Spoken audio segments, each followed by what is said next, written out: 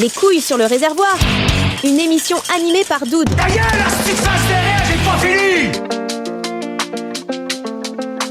Comment ils vont ? Il y a de ça maintenant quasiment 10 jours déjà, le week-end du 18 au 22 juin dernier, bien que l'événement était du 19 au 21, mais moi je suis parti un petit peu avant et revenu après, avait lieu la Royale, donc cette Cocorico rando qui était en Touraine. Donc, j'y suis allé, si vous me suivez sur les réseaux, il y a de fortes chances. D'ailleurs, bienvenue à tous les nouveaux suite à cette Cocorico. Voilà, je suis content. Là, je dis les gars dans le sens où le peuple, vous peuple du réservoir, de m'écouter et vous compter parmi mes nouveaux auditeurs. Alors sachez, comme je dis à chaque fois, vous pouvez refaire le match avec moi sur Instagram @sur le réservoir, m'envoyer des messages pour voilà, si jamais il y a des choses que vous voulez ajouter, dire, contredire ou comme vous voulez.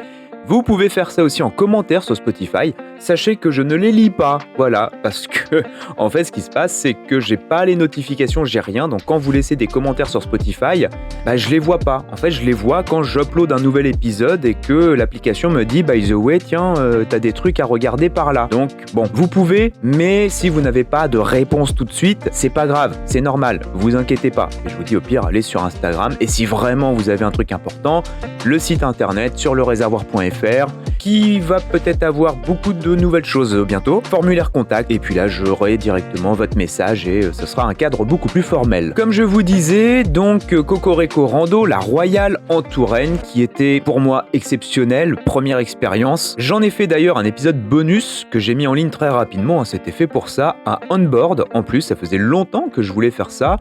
Je vous en avais parlé il y a de ça plusieurs mois, voire même peut-être plusieurs années.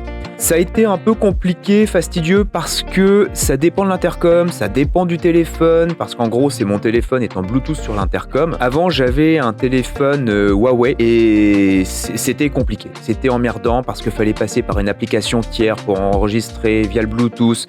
Le casque, le rendu du son dans le casque était dégueulasse, vraiment on n'entendait rien, c'était catastrophique. Donc là j'ai changé mon casque, j'ai changé le téléphone, l'intercom est le même, Wexin T2 à 20 balles qui marche très bien.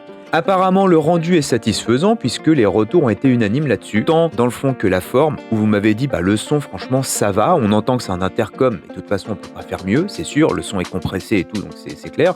Au niveau du son, du vent et tout, on n'est pas emmerdé, alors que je roulais à 80 km/h, 80-90 parce que c'est les limitations là où j'étais, voilà. Et d'habitude, ça fait le souffle du vent et c'est chiant. Et là, comme j'ai isolé avec un petit peu de mousse et tout, apparemment, j'ai bien bossé. Donc je suis content, je suis très content, d'autant plus que vos retours font aussi unanimement l'unanimité, si je puis dire, puisque vous m'avez dit, on sent la réaction à chaud, on sent que c'est sincère, il n'y a quasiment pas de montage. En plus d'avoir effectivement l'instant du moment sur la moto et tout, d'avoir cette ambiance roulage, on a aussi l'honnêteté des propos derrière, parce que quand je suis en studio ou quoi, là je peux couper, refaire, machin. Quand je suis sur la moto, je peux pas couper, refaire ou quoi. Après, je suis juste obligé de couper. Mais c'est pas le but. Moi, le but, c'est d'être le plus authentique possible. Et apparemment, on ressent bien ce que j'ai vécu, comment je l'ai vécu. Donc c'est cool, hyper satisfait. Maintenant, toujours est-il que vous aurez une petite série de 3 ou 4 épisodes qui sont en cours de production, qui sortira courant juillet-août, à peu près, le premier sûrement en juillet, le dernier en août, concernant justement cette Cocorico Rando là avec les images et tout ça. Et je voulais quand même faire un épisode bonus, celui que vous écoutez ici, qui va vous parler en fait de tout ce que vous ne verrez pas ou n'entendrez pas sur YouTube, sur Instagram ou quoi. Vous parlez en fait de tous ces à côté de la Cocorico Rando. Alors attention, je ne vais pas parler de l'organisation ou quoi, pas du tout. Je vais vous parler en fait de l'environnement dans lequel ça s'est fait. Étant donné que je fais maintenant de plus en plus de sorties dans ce genre-là, que ce soit dans le nord de la France, que ce soit un peu dans le sud, dans l'est ou quoi, et je vois une certaine évolution des gens, que ce soit sur la route, que ce soit les gens que je rencontre, quand j'ai des problèmes, les gens qui peuvent m'aider, que ce soit au niveau de la bouffe, que ce soit au niveau des fois des hôtels aussi, on va parler de ça. Bref, on va faire le tour de tout un tas de petits sujets que je me suis noté dans mon téléphone. Et justement, on va même parler, j'ai noté surface route pour vous parler de l'état des routes que j'ai pu croiser justement entre la Normandie et la Touraine. Et de façon assez marrante, il y a Laurent Cochet hier qui a sorti un épisode justement sur les secrets du bitume. Et en fait, je vais plus ou moins vous reparler un petit peu de ce qu'il a dit. Je l'avais noté dans mon téléphone, vous me croirez ou pas, c'est comme vous voulez, mais vraiment j'avais noté parce que j'ai remarqué une différence flagrante d'état de routier en fait entre la Normandie, la Touraine, la Sarthe et tout ça. Bref, vous allez voir, ça, je vais pas vous faire de sommaire ou quoi, je vais juste prendre mes items en épisode bonus pour ceux qui ne savent pas. Très peu de montage, on déroule et c'est surtout en fait un petit compte rendu, un petit débrief de ce qui s'est passé.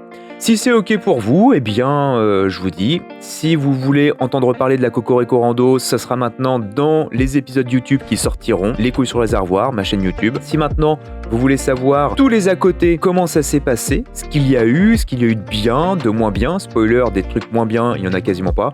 Mais voilà, enfin si, peut-être d'un point de vue mécanique, mais en tout cas, sachez que voilà, là, on va parler de tous ces insights. Et commençons justement par le premier item que j'ai dans ma liste. Et comme je vous dis, je vais vous les dire tels que je les ai écrits. Donc on commençait par raconter tout ce qui ne se voit pas, ça c'est fait. Enfin, c'est ce que je vais faire. Et maintenant, deuxième item, route et surface.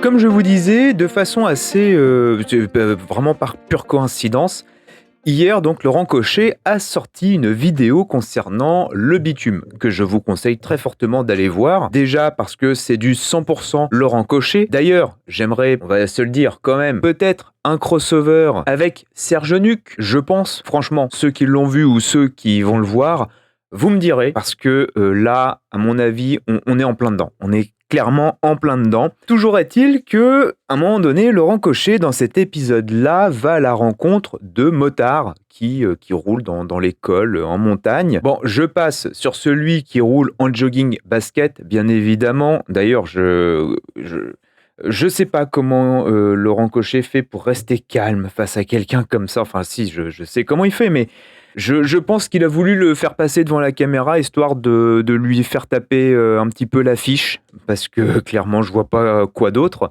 Mais toujours est-il que, en fait, les motards, quand on leur demande qu'est-ce que vous recherchez quand vous roulez et tout, au niveau du grip, à quoi vous faites attention, oui, les gens ne se préoccupent quasiment que de leur moto, de leur pneumatique, de tout ça, je regarde s'il n'y a pas une voiture qui arrive en face.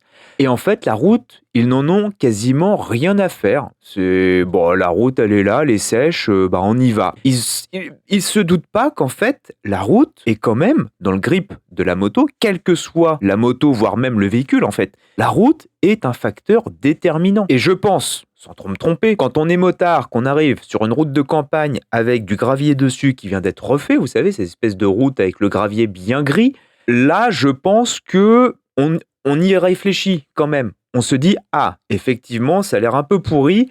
Si j'arrive trop vite ou si je mets trop d'angle, normalement, je me bourre. C'est ce qui se passe. Voilà, je vois pas d'autre option. Mais effectivement, à chaque fois qu'il demandait, quasiment personne, visiblement, de ce qu'il dit, en tout cas, n'a parlé de l'état de la route. Alors que c'est, pour moi, primordial. Est-ce que c'est par le fait que je roule au Canada, des fois, dans 15, 20, 30 cm de neige, que, comme dit justement Laurent Cochet, si vous roulez en off-road, par rapport aux autres motards qui, eux, ne sont que routiers, vous avez un avantage, puisque vous savez où aller chercher de l'adhérence, alors que les motards, eux, ont peur de l'inverse. Et effectivement, quand on roule dans la neige, d'ailleurs, petite parenthèse, rouler dans la neige et dans le sable, c'est pas du tout pareil, et je préfère de loin rouler dans la neige que dans le sable. Voilà, je vous le dis tout de suite, clairement. Fait que, moi, par nature, je suis tout le temps en train de regarder où je mets les roues, mais tout le temps. Et ça, c'est un truc qu'on m'a dit quand j'ai roulé justement à la Coco en off-road ou ailleurs. On m'a dit, tu roules pas trop vite, tu sais, tu pourrais mettre un petit peu de rythme et tout ça. Et en fait, c'est fait exprès. Déjà parce que j'ai pas envie de me bourrer. Et de deux, parce que je veux avoir le temps de regarder où je mets les roues. Et petite parenthèse, à la Cocorico Rando, à un moment donné, il y avait une méga ligne droite avec cette espèce de gravier gris. Et ça longeait une autoroute. Les gars disaient, c'était génial, on pouvait ouvrir quasiment en grand. Sauf que, si tu ouvrais en grand, oui, sur les 500 premiers mètres, c'était une bande de route qui devait faire genre 5 mètres de large, en gravier, gris là, assez lisse, plat. Sauf qu'après, il y avait des nids de poules, mais de la taille du Stade de France. Alors je vais te dire, tu mets ta roue avant là-dedans, c'est terminado, fin de partie. Et ça, si tu ouvres en grand et que tu roules comme un malade, pour le voir, ça va être compliqué. Il faut vraiment une excellente vue. C'est pas mon cas. Donc, je prends le parti de rouler moins vite, d'analyser, puis de me dire, bon, là, ok, là, l'état est comme ça, parce qu'il y a des moments, pareil, vous roulez en off-road, va savoir si c'est du sable, de la terre fine, de la terre sèche, c'est compliqué. De l'herbe, des fois, t'as de l'herbe avec du sable dedans. Donc moi, j'ai dit, de toute façon, je suis pas là pour faire des chronos, je roule moins vite, mais j'analyse la surface quasi en permanence sur laquelle je me trouve pour savoir ce que je dois faire. Et ça, une fois que tu commences à faire ça en off-road, tu le fais partout, même sur la route. Et effectivement, sur la route, j'ai remarqué tout simplement qu'il y a des différences flagrantes de surface et que plus on va dans le centre de la France, notamment en Touraine, les routes étaient en super bêta, vraiment. C'est-à-dire qu'à partir du moment où j'ai passé la Sarthe, les 24 heures du Mans, alors, attendez, c'est quel item ça ? Désolé, les gens conduisent mal, c'est juste après, voilà. Les gens conduisent mal, c'est l'item d'après, donc la Sarthe, on va reparler de vous juste après. Mais en tout cas, en Touraine, du côté de la Loire et tout ça, vous arrivez, vous passez de la Normandie avec des routes qui sont grises, qu'on appelle marbrées, vous savez, ces traces, ces espèces de serpents en bitume noir qui, avec la moindre chaleur, fondent et deviennent extrêmement glissantes. Ça, évitez de rouler là-dessus en moto quand il fait très chaud, notamment à partir de 30 degrés, parce que c'est casse-gueule. Et donc, ils expliquaient que des bitumes qui deviennent gris-blanc, c'est des bitumes qui sont vieillissants, mais ça ne veut pas dire qu'ils sont pour autant glissants. C'est juste que, voilà, ils s'usent avec le temps et ils passent au soleil, entre guillemets. Mais toujours est-il que, en Touraine, les routes étaient bien noires, bien accrocheuses. Alors, il n'y a pas eu de pluie, donc en plus, elles étaient bien sèches, propres. Mais quand je dis propre, c'est que ici, vous avez des routes. Alors oui, il y a les agriculteurs et tout qui passent, qui nettoient. Mais les routes ne sont jamais clean. Il y a toujours des trucs de merde dessus. Et là, en Touraine, c'était super propre. Même les routes de campagne étaient propres, entretenues. Elles étaient, on voyait, en termes d'adhérence, on voyait que c'était pas lisse, mais c'était légèrement rugueux avec des espèces de ces espèces de petits cailloux là qui ressortaient légèrement pour vous donner juste le grip nécessaire quand vous sortiez d'un chemin. Enfin, à aucun moment, je me suis senti en danger de glissade ou de décrochage sur les routes en Touraine. Contrairement à la Normandie, ou même ailleurs, dans le nord de la France ou quoi, alors est-ce que c'est spécifique au nord, je sais pas, mais en Normandie, quand je roule sur les routes, je me sens pas spécialement en sécurité. Parce que nid de poule, parce que ça change régulièrement d'état de surface, parce que les marbrures, parce qu'il y a toujours des trucs dégueulasses dessus. Les gens sont dégueulasses, les gens jettent des déchets, des détritus.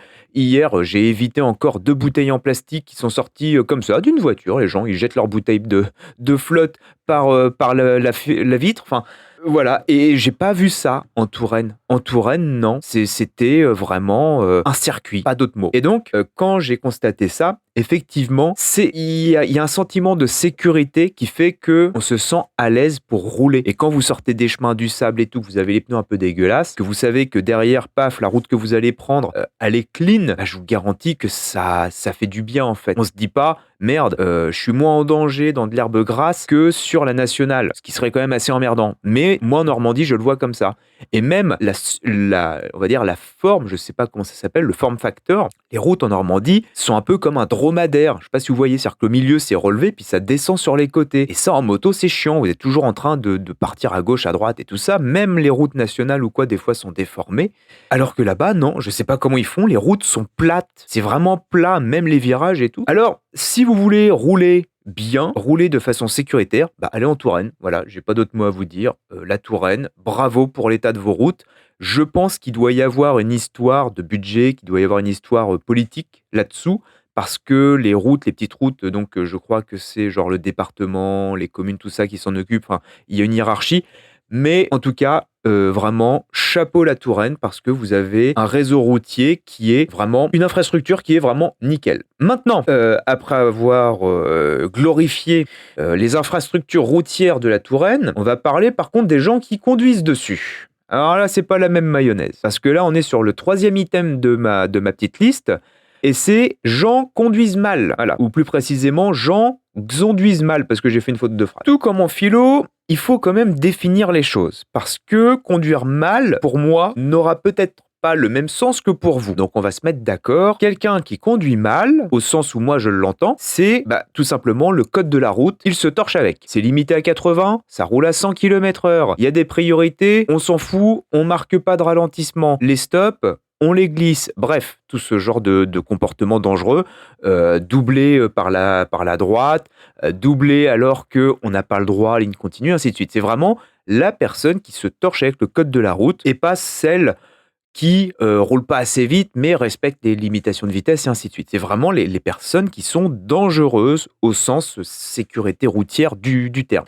Et là, j'avoue que quand on descend de la Normandie, en Normandie, souvent on dit ouais, les gens ils conduisent mal. En fait, en Normandie, les gens ne conduisent pas vite, mais ne s'arrêtent jamais. C'est ce que j'appelle la conduite de cheveux blancs. C'est les vieux, que ce soit, en fait, c'est la Normandie en règle générale. Et ça, je vous le dis tout de suite, ma mère est comme ça. C'est-à-dire qu'elle ne conduit pas vite, mais elle conduit pas vite partout. Et quand je dis pas vite, c'est genre 60 km/h en ville, comme sur la nationale. Et elle ne s'arrête jamais. Pas de priorité, rien que dalle.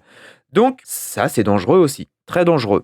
Mais toujours est-il que quelqu'un à 60-70 km/h sur une nationale, c'est toujours un peu moins dangereux que quelqu'un qui va rouler à 100 km/h sur bien des points. Et quand on descend de la Normandie, qu'on est habitué à voir ce genre de personnes, et qu'on arrive notamment du côté de la Sarthe, Le Mans, Alençon, ça va encore. Mais Le Mans, à partir du Mans, alors là, est-ce que c'est l'effet des circuits 24 heures ? Je sais pas. Mais là, on commence à tomber sur tout un tas de débiles. Mais alors vraiment, des gens qui vous collent, donc c'est limité à 90 sur certaines voies. Moi, je suis à 95 compteurs parce que je sais que GPS, mon compteur est vraiment pas bon. Il a quasiment 7 km/h de différence. Donc à 95, je suis à 88-89. Et on me colle. Alors que je suis en moto. Quelle idée de coller une moto. Même en Normandie, ils le font pas, ça. Même dans l'Eure, ils le font pas. Enfin, je comprends pas le concept. Et en plus de coller, après on vous double. Pas par la gauche, par la droite. À 110 km/h, 120. Et ça, jusqu'en Touraine. Et en Touraine, il y a beaucoup de petites routes de campagne. Et les gens roulent aussi vite dans les routes de campagne que sur autoroute. Avec la même interprétation du code de la route. Et ça m'est arrivé en pleine boucle de la Cocorico Rando, dans une toute petite route de campagne, où on pouvait se doubler à deux, il y avait largement la place. Un gars qui est arrivé avec son putain de Dacia Duster en face de moi, comme un malade. Moi, j'étais à 20-30 km/h parce que c'est une route que je connais pas, qui était en virage, et le mec s'est pas poussé. J'ai dû me foutre dans le bas-côté, dans l'herbe, sinon j'allais sur son capot, clairement. Alors est-ce que ça a été fait exprès parce qu'il a vu les autres motos devant quoi ? Je sais pas. Tout ce que je sais, c'est que des gars comme lui, j'en ai croisé beaucoup, même trop en fait.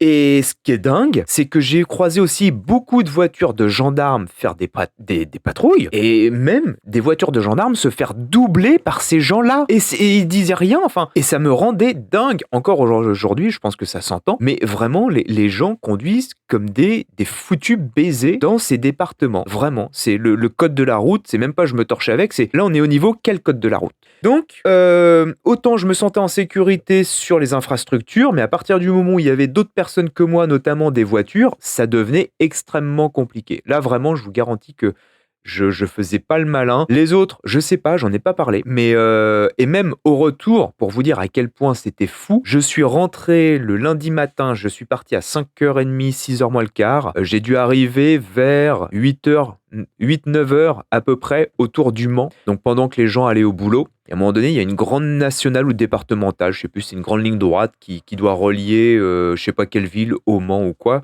que beaucoup de travailleurs prennent. En l'espace de 50 km, il y a eu 3 accidents. Je sais pas, mais quand je vous dis 3 accidents, c'est vraiment des gens qui se coupaient la priorité, ça tournait à gauche sans clignotant, ça dépassait par la droite. Et les gens étaient surpris, en fait. Ils sortaient de la voiture et levaient les bras au ciel. Alors les motards aussi immatriculés dans le coin qui roulaient en short t-shirt. Alors ça, je vais vous faire un petit épisode vite fait là-dessus que vous pourrez partager justement dédié à eux. Apparemment ils veulent un peu d'attention, on va leur en donner. Mais voilà, ça me rend dingue, ça me rend complètement dingue. Et c'est là où je me dis, certes, on crevait de chaud, il faisait genre 35 degrés. On avait les pantalons off-road, veste off-road et tous les équipements, mais c'est pas de trop. C'est pas de trop et je comprends pas pourquoi il n'y a pas plus de morts que ça. C'est complètement dingue. Qu'on vienne pas me dire c'est parce que on s'en sort bien. Non, c'est juste que vous avez de la chance. Mais d'un point de vue statistique, dites-vous une chose, c'est que plus vous faites le con sur la route, plus vous avez de chances que ça se retourne contre vous. Voilà, moi je vous dis ça, vous en faites ce que vous voulez. Vous pourrez toujours me dire oui, mais machin, ouais, c'est essayez, allez-y. Roulez en slip à 220 sur une nationale et puis traverser devant les écoles à la même vitesse.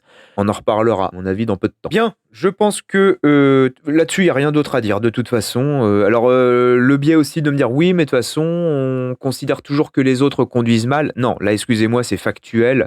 On peut factuellement parler de mal conduire à partir du moment où on respecte, et je peux le prouver, j'ai des dashcams sur la moto, j'ai des enregistrements en plus avec les caméras et tout ça, et j'ai mon suivi GPS. Voilà, j'ai un tracker GPS sur ma moto qui, justement, me donne la vitesse toutes les 10 secondes. Donc, venez pas me dire oui, mais non, moi je peux le prouver, contrairement à d'autres. Ce qui fait que là-dessus, en tout cas, le jour où il se passera de quoi, je serai assez tranquille. Et je vous encourage très fortement à faire ça, à mettre dashcam avec tracker GPS. Déjà parce que ça allège la charge mentale quand vous roulez. Moi, je me dis, bon, bah, s'il se passe quelque chose, au moins j'ai les caméras et je pourrais voir tout ça. Et le tracker GPS, pareil, si jamais il se passe quelque chose, en fait, j'ai des gens de confiance qui ont accès à mon suivi GPS en live avec les coordonnées, tout. Donc, s'il y a quoi que ce soit, ces gens-là, en fait, ils reçoivent une notification et puis ils peuvent envoyer mes coordonnées GPS au secours ou quoi. Donc, je vous conseille très fortement ce genre de choses-là. Moi, c'est un système maison que j'ai mis en place, mais vous avez sûrement moyen de trouver ça quelque part. Mais en tout cas, faites-le. On va passer maintenant à l'hébergement. Alors, il y a eu 2 hébergements. Par contre, je vais changer l'ordre. On va commencer par l'hôtel, parce que c'est là où je suis arrivé, donc le jeudi soir. Et ensuite, on va parler du camping. Et le camping, je suis un petit peu embêté, donc je vais vous en reparler vite fait. Salut! Savais-tu que plus de 80% des gens qui écoutent ce podcast le font en allant au travail et en reparlent autour de la machine à café avec leurs collègues? Mais c'est pas tout, ils en parlent même quand ils rentrent chez eux le soir. Alors si toi aussi tu apprécies les sujets dont je parle dans l'émission Les couilles sur le réservoir, n'hésite pas à commencer par les 5 petites étoiles parce que ça fait toujours plaisir, mais surtout à en parler autour de toi et à nous retrouver sur les réseaux sociaux, TikTok, Instagram, @sur le réservoir et notre boutique en ligne sur leréservoir.fr.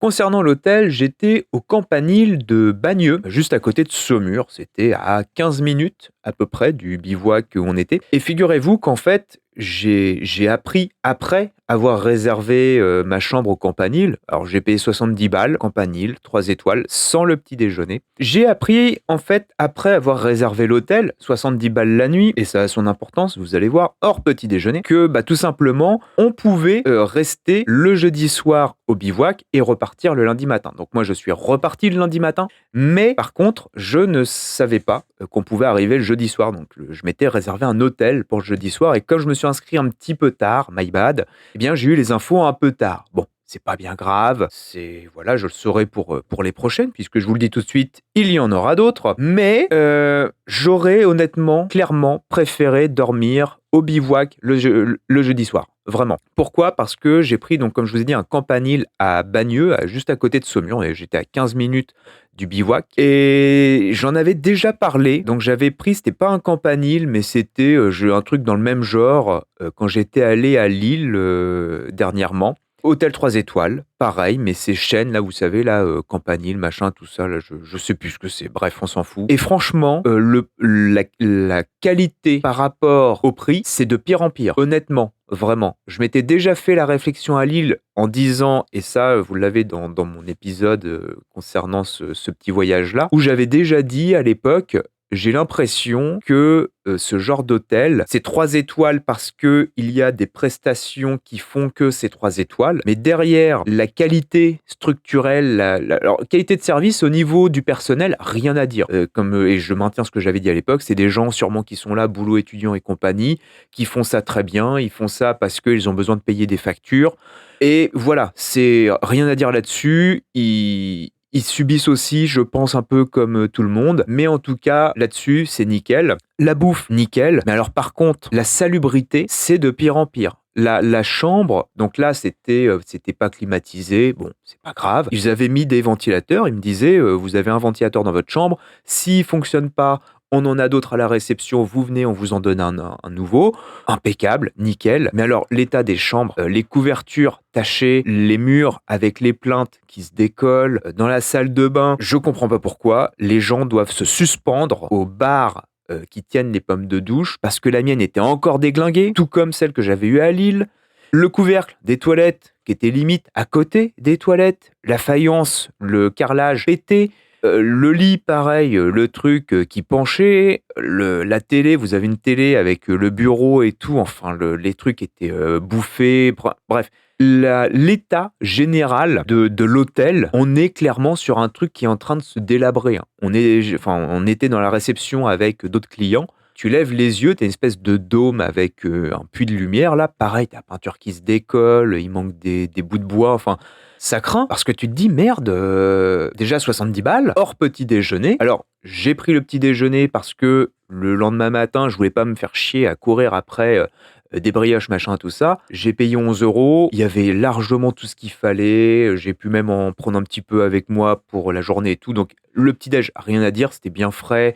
Les croissants, tout ce qui était brioche, pain et tout, c'était impeccable. Mais alors par contre, l'état de l'hôtel, ça devient, ça bascule dans l'insalubrité, alors que c'est un hôtel 3 étoiles. Donc à un moment donné, tu te dis, en fait c'est ça, c'est que le problème, pour garder des prix bas, ils peuvent pas non plus payer 500 balles par mois leurs employés, ce qui fait que les économies, c'est sur l'entretien. Et ça se sent. Et moi je le ressens de plus en plus. Et comparé au camping où on était, et là je vais vous parler du camping, alors le camping, je suis un petit peu embêté parce que je vais vous en parler, mais je vais pas vous donner le nom du camping. Pas parce que je ne veux pas leur faire de pub ou quoi, pas du tout. Tout simplement parce que à aucun moment, l'organisation de la Cocorico Rando ne communique sur le nom et l'emplacement du camping. J'ai complètement zappé d'en parler avec eux et apparemment, ils ne communiquent ça qu'aux gens qui sont inscrits. Je pense tout simplement pour éviter des incrustations ou quoi. Donc, je vais respecter ce principe-là en disant tout simplement le camping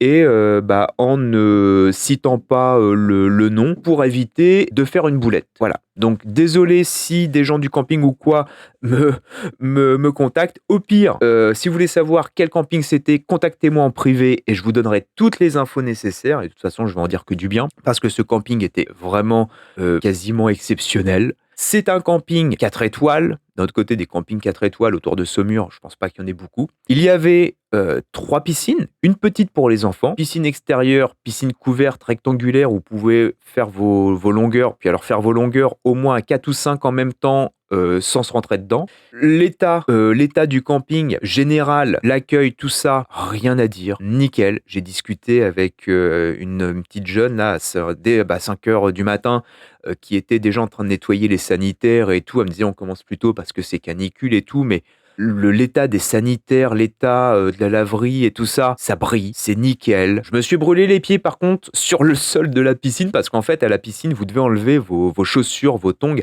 pour rentrer dans la partie piscine. Et le problème c'est que le soleil chauffait tellement que moi je me suis brûlé les pieds sur le revêtement. C'est une espèce de petite dalle couleur un peu violette. Donc bon, peut-être prévoir la prochaine fois une paire de chaussures propres, enfin une paire de tongs propres ou voilà, faire en sorte que ça... Alors est-ce que j'étais le seul ou quoi, j'en sais rien, mais c'est un détail. C'est vraiment... Et puis je pense que ça, quel que soit le niveau d'étoile, c'est pareil pour tout le monde. Mais vraiment, organisation générale, état du camping, prestations sur place et tout... Il y avait de l'ombre, il y avait tout ce qu'il fallait. Il y avait vraiment tout ce qu'il fallait, c'était nickel. En dehors de l'organisation de la Cocorico, hein, bien entendu, vraiment juste le camping en lui-même. Donc, je ne peux que vous recommander ce camping-là, sachant qu'en plus, il y a beaucoup de haras dans le coin. Donc, si vous venez pour faire du cheval ou quoi, voilà, vous pouvez. Sachant qu'en plus, il est un petit peu excentré de Saumur. Il est entre Saumur et Angers, ce qui fait que vous êtes vraiment dans la campagne, mais c'est vraiment une petite oasis hyper agréable.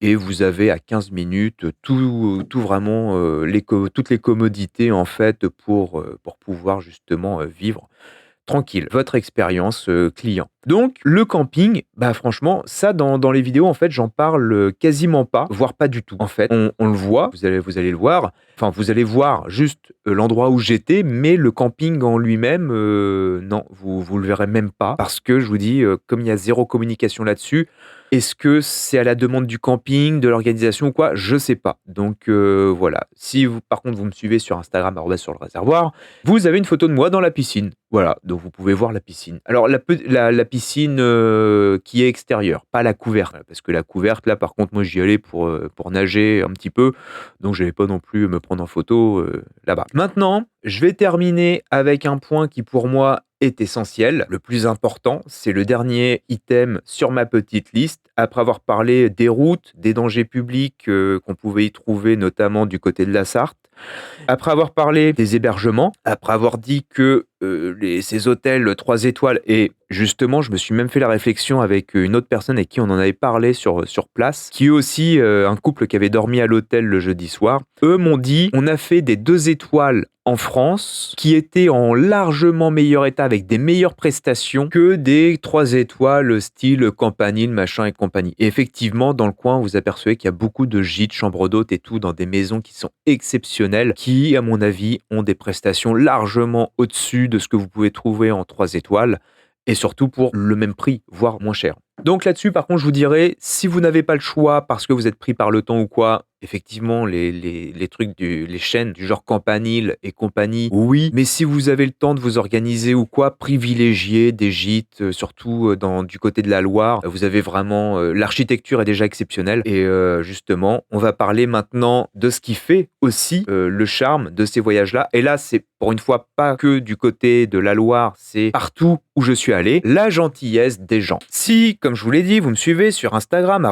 sur le réservoir, je le dirai jamais assez, vous avez remarqué que ma moto a été décorée, crochée avec mes petits doigts boudinés, c'est-à-dire que je me suis fait une petite décoration pour la moto. Beaucoup m'ont dit, mais attends, Doute, tu vas pas faire le Paris-Dakar, tu te prends pour qui, machin, tout ça. Sachez que ça n'a pas été fait pour ça, mais ça n'a pas été fait de façon innocente. Pourquoi ? Tout simplement parce qu'à partir du moment où vous partez comme ça, en road trip, en moto, seul, donc évidemment sans assistance ou quoi que ce soit, vous êtes dépendant des autres. C'est un peu paradoxal, mais vous êtes tout seul, donc vous devez vous démerder avec ce que vous avez sous la main. Mais quand à un moment donné, vous êtes un peu emmerdé et que vous avez besoin d'une aide ou besoin d'une information ou quoi, vous devez aller vers les gens. Et si l'habit fait le moine, clairement. Donc, si vous ressemblez à un punk à chien qui vient d'égorger 3 lapins et 2 chèvres, il est bien évident que vos emmerdes, vous allez vous les traîner pendant longtemps. Alors moi je me suis dit, bon, il faut à un moment donné, déjà que j'apporte un petit peu de fun à cette moto, qui, comme vous le verrez, est un peu chiante d'un point de vue esthétique. Elle marche bien, mais c'est pas non plus la plus cool des décorations. C'est pas la moins pire, mais c'est pas la plus cool. Donc je me suis dit, on va ajouter un petit peu de fantaisie de façon à attirer l'œil des gens et que les gens, en me voyant sur la moto, comprennent tout de suite pourquoi je suis là. Comme ça, au moins, ça brisera tout de suite ce mur d'expliquer, machin et tout, de dire excusez-moi, et au moins, ça facilitera les contacts. Et finalement, mission réussie, puisque la décoration de la moto, en fait, intrigue pas mal les gens, attire l'œil. C'est aussi le but, on va pas se le cacher. À un moment donné, quand on fait un podcast, des photos, des vidéos sur les réseaux sociaux, c'est pour que ce soit vu. Donc, évidemment, si on peut améliorer les choses et avoir une sorte de lubrifiant social, eh bien allons-y. Moi, je bois pas d'alcool, je fume pas. Par contre, je bois beaucoup de café. Mais ça, malheureusement, quand il fait 35 degrés, c'est pas vraiment un avantage. Donc le fait de se promener avec une moto qui a une déco un peu atypique, eh bien ça permet tout de suite de briser la glace et de nouer en fait des liens. Et ça a super bien marché, ça a super bien fonctionné. Par chance, j'ai pas eu besoin, je me suis pas retrouvé dans les situations de détresse où j'ai eu besoin, oui, mais hors Cocorico Rando, non. Et en fait, tous les gens que j'ai rencontrés en dehors de la Cocorico Rando sur le trajet pour me rendre là-bas, ou même après, autour et tout ça, ça n'a été que du bonheur. Parce qu'en fait, les gens vous voient avec une moto qui a un look un peu atypique, ils voient qu'il y a un numéro, ils se disent « Ah, c'est peut-être un gars qui se rend à un rallye, je sais pas quoi, qui fait ci, qui fait ça ». Ils vous voient avec les bagages, et tout de suite, ça noue des liens. Et juste petit exemple, à un moment donné, le dimanche après-midi, je suis allé manger sur l'île de Chinon. J'ai vu que ça partait sur un petit chemin avec des gens qui étaient en vélo et tout, et souvent quand on est en moto sur un petit chemin et qu'on croise des gens en vélo, ça ne se passe pas très bien. Et là, ça s'est super bien passé. Les gens, j'ai ralenti, ils m'ont dit bonjour, ils m'ont fait signe de m'arrêter, je me suis arrêté, je me suis dit: «Ah, ils vont me dire, bah non, écoutez, allez pas plus loin parce que c'est réservé aux vélos, aux piétons, je sais pas quoi». Puis ils m'ont dit: «Ah, vous faites, le rallye machin», parce qu'en fait, il y avait un truc de rallye de vieilles bagnoles en même temps à Chinon le même jour.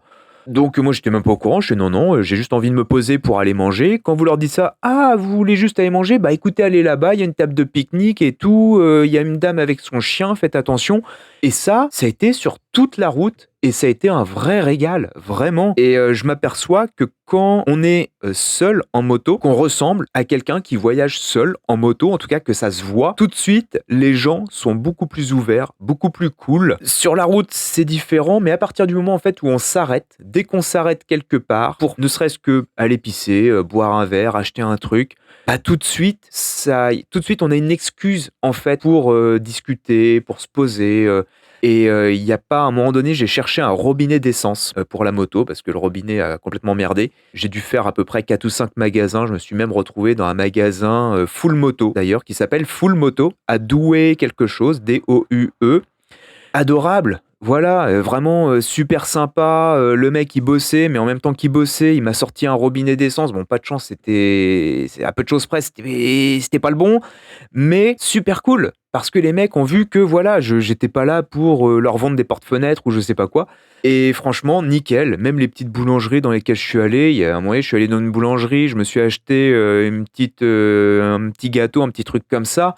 La dame me dit: «Bah, attendez, voulez-vous une bouteille d'eau?» Je lui dis: «Non, c'est bon, j'en ai déjà». Elle me dit: «Non, mais attendez, les notes, elles sont fraîches et tout».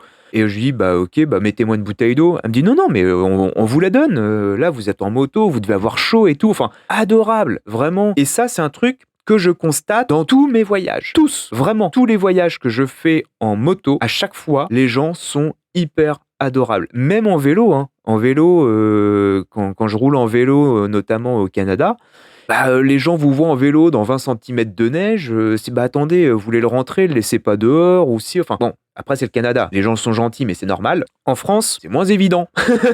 Il fallait bien une petite balle perdue quand même. Mais non, non, vraiment, alors je sais pas, vous me direz si vous aussi, c'est le genre de choses que vous expérimentez quand vous roulez en moto, mais j'ai quand même l'impression que déjà si vous roulez à 2 en moto, bah, les gens se disent de toute façon ils sont à 2 donc s'il lui arrive quelque chose, bah, l'autre il peut s'en occuper donc on s'en fout. Mais vraiment, rouler tout seul, il y a même, pour vous dire, et je terminerai là-dessus, à quel point les gens sont vraiment chill. Je rentrais de Chinon, il y avait une sorte de nationale, j'étais derrière une voiture, un couple, je sais pas si c'était des touristes ou quoi. Ils roulaient, ils devaient être aux limitations, genre 80, 90. Je les double proprement, parce que bah, je les double parce que je pouvais les doubler. Et oui, j'ai dû rouler à 90, 95, mais propre. Et puis à un moment donné, je vois en approchant, j'étais en bord de Loire, je vois le château de Saumur au loin, je me dis tiens, je vais m'arrêter, faire un petit plan au drone et tout, ça va être cool. Donc je m'arrête et je me dis, j'étais en plein cagnard, si jamais j'enlève mon casque ou quoi, ça va être l'enfer pour repartir. Je fais juste mon plan au drone 5 minutes et je repars. Et il y a une dame avec son mari qui s'arrête en voiture. La dame sort, a été derrière moi en train de faire des photos et elle me dit elle me dit qu'est-ce que vous devez avoir chaud. Elle me dit vous enlevez même pas vos équipements. Je fais bah non parce que sinon après je vais pas pouvoir les remettre, ça va être terrible. Elle me dit vous venez de nous doubler là justement en moto et puis et moi je commence à me dire ah là là, elle va me dire ouais vous nous avez doublé comme un salaud ou je sais pas quoi. Et en fait la dame me dit vous nous avez doublé en moto là justement et mon mari il est motard et il m'a dit qu'est-ce qu'il doit avoir chaud. Et c'est pour ça on s'est décalé pour que vous puissiez rentrer un peu plus vite chez vous, mais finalement apparemment vous êtes plus intéressé à filmer les châteaux. Et super sympa. C'était comme bah merci. Elle me dit est-ce que vous voulez rentrer dans la voiture, on a la clim si vous voulez vous rafraîchir. Qu'est-ce que vous voulez dire par rapport à ça? Et ça je le vis régulièrement en moto, même des fois hein, dans le coin ou quoi, enfin voilà. Et quel que soit le pays, voilà, à partir du moment, alors évidemment il y a quand même des pays où vous passez en moto et si on vous arrête, c'est pas vraiment pour vous proposer de l'eau ou vous rafraîchir, c'est même l'inverse. Mais toujours est-il que en Europe, principalement, effectivement, il y a toujours ce truc. Ce qui fait que si à un moment donné, les gens qui ont peur de rouler seuls, de se dire ah non mais moi je suis tout seul, j'ai pas envie de rouler seul parce que si, parce que ça, Au contraire, roulez seul parce que vous ne le serez jamais, tout simplement. Voilà. C'est tout ce que je peux vous dire. Et vraiment, c'est pas des paroles en l'air. Maintenant, c'est à peu près tout ce que j'avais noté. Je pourrais vous en reparler pendant des heures, mais ça serait du temps inutile. Je voulais vraiment revenir juste sur ces points-là qui ne ressortent pas dans tout ce que vous allez voir autour de ces vidéos de la Cocorico Rando.